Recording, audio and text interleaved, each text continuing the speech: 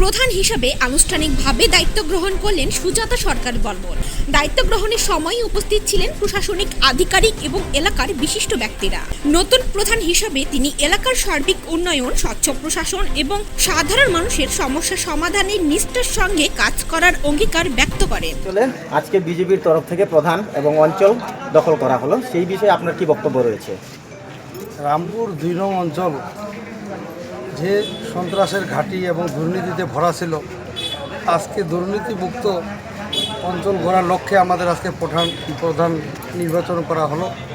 আগামী দিনে যাতে আমরা রামপুর ২ নং অঞ্চলের সমস্ত বুথকে সুস্থ পরিষেবা দিতে পারি, জনগণের যা প্রাপ্য, যার যেটা যোগ্যতা অনুসারে যে প্রকল্প আছে জনগণের কাছে আমরা পৌঁছে দিতে পারি, এই লক্ষ্যেই আমাদের প্রধান কাজ করবে।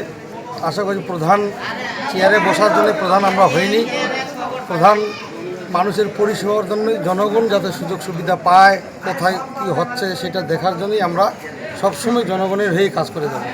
আমাদের একটাই উদ্দেশ্য, লক্ষ্য জনগণের পরিষেবা দেওয়া এবং শান্তি প্রতিষ্ঠা করা, এটাই আমাদের উদ্দেশ্য রামপুর ২ নং অঞ্চলে। বিগত দিনে কতজন পঞ্চায়েত সদস্য আজকে উপস্থিত ছিলেন?